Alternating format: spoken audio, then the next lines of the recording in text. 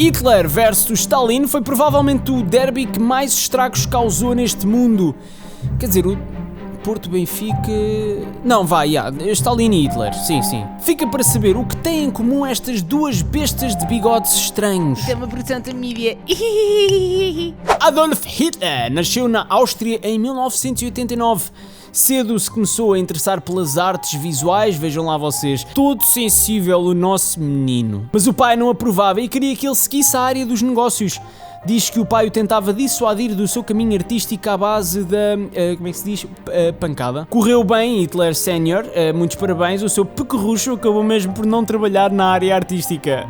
Ainda jovem, Adolf começa a interessar-se pelos movimentos nacionalistas, mas não põe de parte o seu chamamento às artes visuais. Tenta ingressar na Academia Austríaca 2 vezes e é rejeitado quantas vezes? Adivinhem? 2. O que deixou o menino triste e ressabiado e por alguma razão a odiar os deuses. Esta parte é que um grande salto que ninguém entende. Sejamos honestos, a arte dele devia ser uma porcaria, mas se o reitor da escola soubesse, Sr. Adolfo, pega lá nas aguarelas e no cavalete e desenho.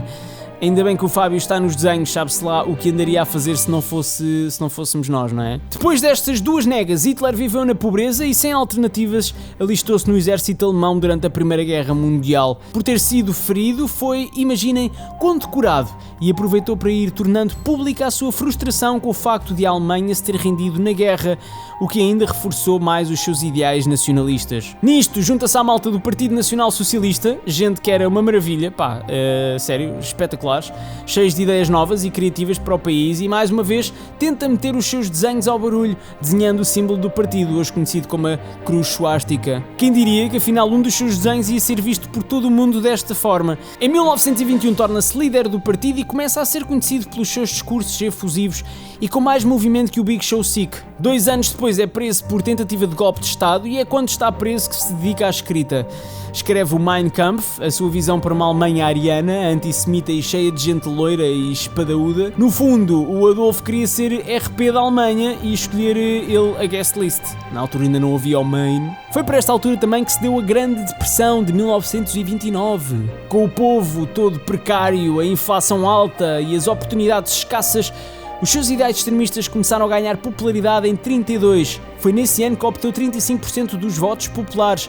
Entretanto, tornou o seu partido o único partido legal na Alemanha e, mais dia menos dia, mandou assassinar tudo o que era oposição e tornou-se chefe supremo das Forças Armadas e regente dos 3 poderes, que é, como quem diz, ditador máximo. Não sei porque é que o PSD nunca pensou nisto. Não nos dá muito jeito alongarmos muito mais sobre ele, mas foi este sujeito que instaurou a Segunda Guerra Mundial, promoveu o Holocausto, que, para quem não sabe, foi responsável pela morte de 2/3 da população semita da Europa e invadiu uma data de países armada em Napoleão, quebrou o pacto de não agressão que tinha com Stalin e foi aí que as coisas começaram a dar para o torto. Em 45, já a saber que a Alemanha não tinha hipótese, depois de ter causado tantas mortes como a peste negra, Hitler decide casar-se no seu bunker. No dia seguinte ao casamento, suicida-se. Imagino que a lua de mel tenha sido um sonho. Para esta altura, Joseph Stalin era o ditador da União Soviética, mas nasceu muito antes, em 1878, com o nome de Joseph Vissarionovich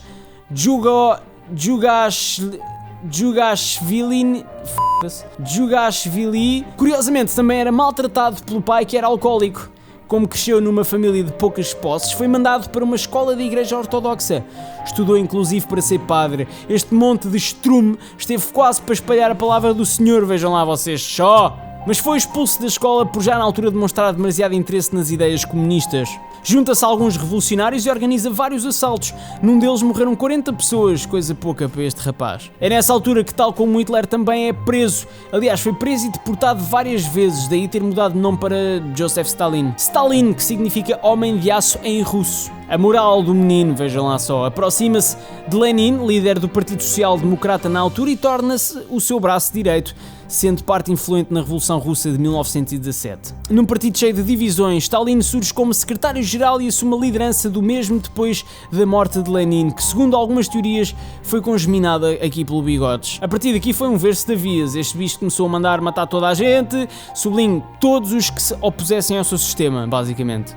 Aliás, para deixar a mensagem clara, não não fosse alguém confundir, exigiu que o seu maior opositor fosse assassinado à machadada. Não ter sido com uma foice e um martelo foi uma sorte. Os que não matava, mandava prender e depois metia-os num comboio direito aos gulags, campos de concentração de trabalho forçado. Era uma moda na altura. Ficou conhecido, tirando aquilo de matar pessoas, por industrializar, entre aspas, a USSR e torná-la numa potência mundial depois de combater as tropas de Hitler na Batalha de Stalingrado. Faleceu em 53 de hemorragia cerebral, mas eu diria que a hemorragia já ele tinha tido há algum tempo. Calhou foi falecer 50 anos depois. Embora sobre a égide de Stalin tenha morrido mais gente, há quem diga que foram cerca de 60 milhões, Hitler foi responsável pela morte de muito mais inocentes que nada tinham que ver com a guerra, quase 40 milhões. Dois ditadores que servem de exemplo a não seguir, que se aproveitaram da precariedade do povo e de um estado social frágil para impor o seu poder absoluto. Foram ambos monstros que não souberam lidar com a má parentalidade e, pior, com uma máquina de barbear. Quanto aos bigodes mais estranhos do mundo, é tudo! Não se esqueçam de deixar na caixa de comentários a personalidade que mais gostariam de ver desenhada, subscrevam e até já.